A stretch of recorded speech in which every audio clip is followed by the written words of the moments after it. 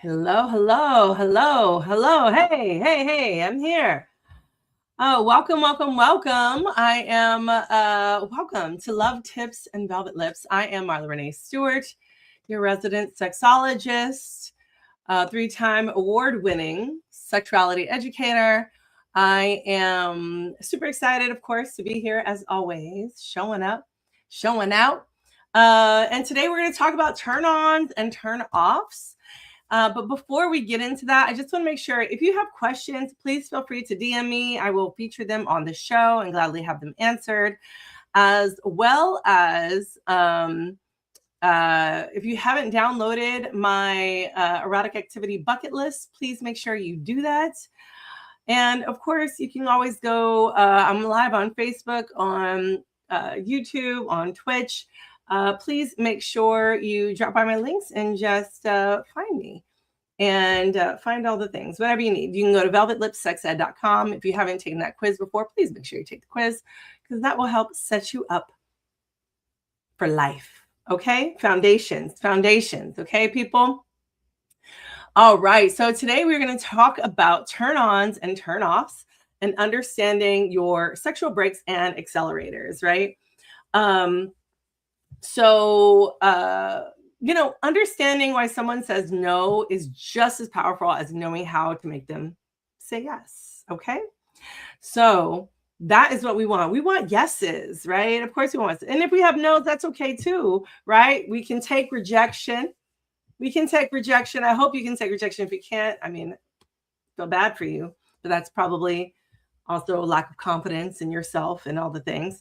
And that's a whole other slew of issues that we would need to talk about one-on-one. But rejection is okay. But anyway, when we talk about sex, when we talk about intimacy, we often focus on desire, what gets us going, what excites us, what builds the fire, right? But we don't always talk about like the invisible breaks that really stop us in our tracks, right?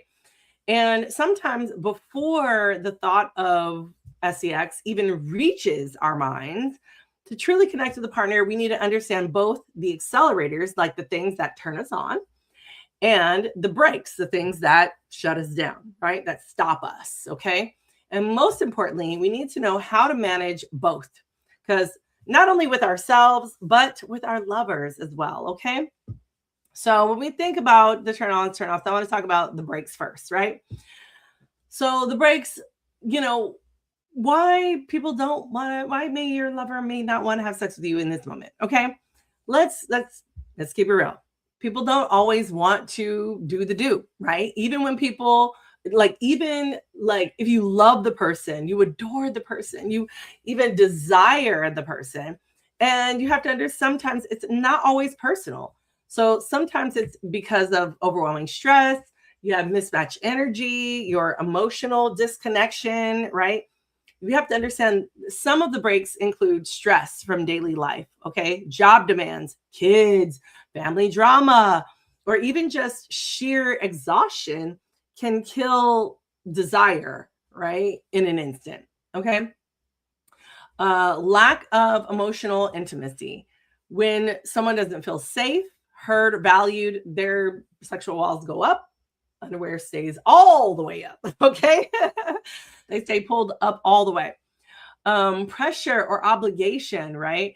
If sex feels like a chore or an expectation, it's more likely to be a no than a yes, right? You don't want it to be a chore. You don't want it to be an expectation. You want it to be fun. You want it to be inviting, okay? Disconnection from your body. If you have some body image issues, you have some rejection issues, you have some trauma, you have some health conditions, those things can create a mental block towards physical closeness, okay? And then also poor communication or unresolved conflict, right? If y'all just had a fight, chances are sex isn't on the menu, okay? And here's the thing. Yes, people love the breakup and makeup sex, but if you've just had a fight, chances are probably not the thing you want to do, right? Then there's also the accelerators, right? The things that turn us on, why they do want to have XCX with you, right?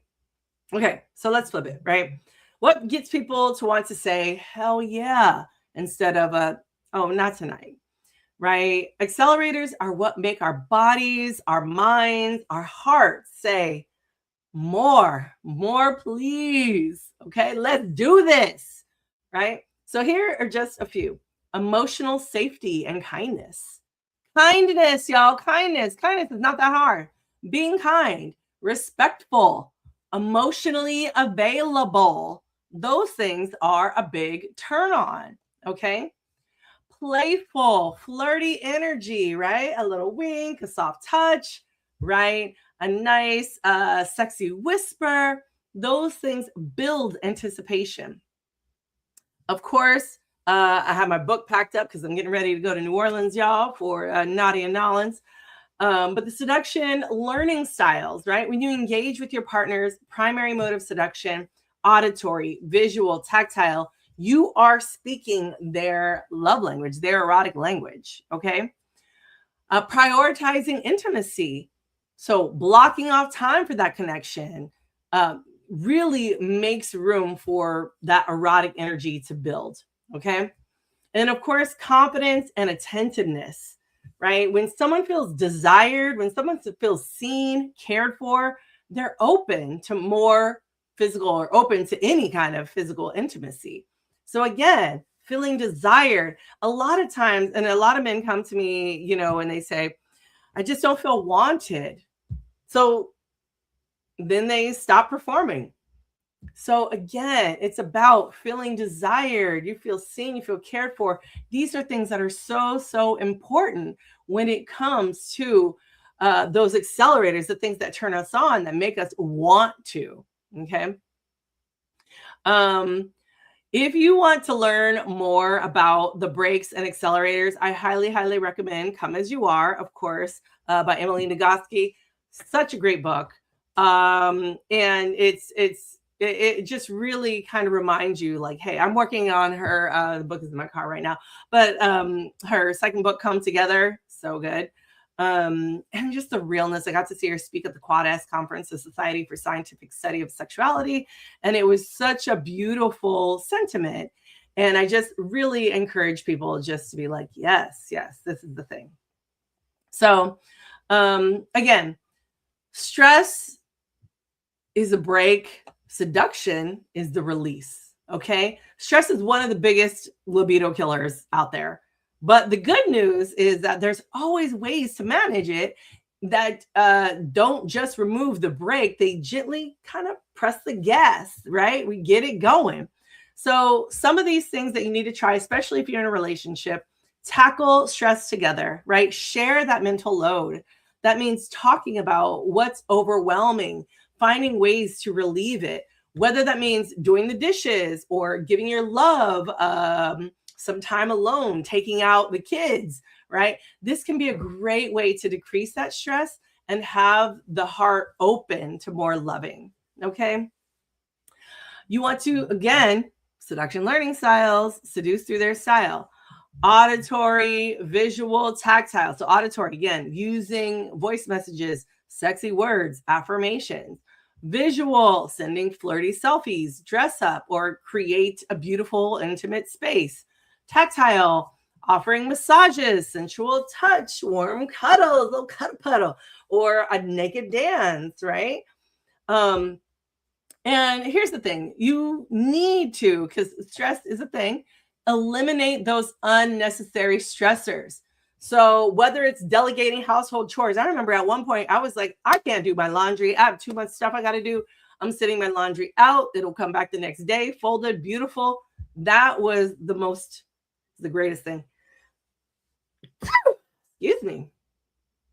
It was one of the best things I could have done for myself. I loved laundry service. Love cleaners who can come and clean your house, right? Deep clean your house. All those things are really great. Creating kid-free time.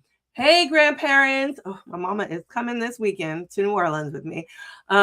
Babysitter, all those things, right? or carving out those no phone hours. So notifications off, muted, phones put away, right? Those are the things that reduce the noise. So eliminate those unnecessary stressors as much as you can. So if you think about whatever stresses you have in your life, start eliminating, right? Some people do meal prep. Some people do, I don't have chefs. I don't know. I would love a chef. Chef, please come to me. I would love that. Kindness. Oh my God. We know in research, kindness is so sexy. Being gentle, being thoughtful, being emotionally attuned isn't just nice, it's erotic, y'all. Research shows that kindness is one of the key pillars to ensuring long lasting relationships. You can't be kind, we're going to have an issue. Kindness is sexy. So, again, even when you're stressed the F out, being kind is going to get you through that stress. So understand that your desire isn't just about what's hot, right? It's about what's not in the way, okay? What is not in the way? What is not bothering me? When you understand your partner's brakes, the accelerators, you're not just learning how to turn them on, you're learning how to build a deeper connection. So be kind, be curious, be intentional, because sometimes the sexiest thing you can say is, what do you need right now? And even, how can I help? Okay. So cheers, y'all. Cheers to your sexual success. Please, please, please make sure you check those things out. Turn-Ons, turn-offs. Get the book, Come As You Are. There's a link to it on my website, on my bookshop. Please feel free to check it out. But again, it's what's not in the way that's going to get you there.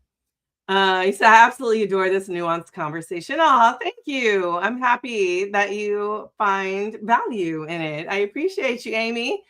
Thank you all so, so much for being here. Again, if you have any questions, I'm happy to answer those questions. You can DM me for those. And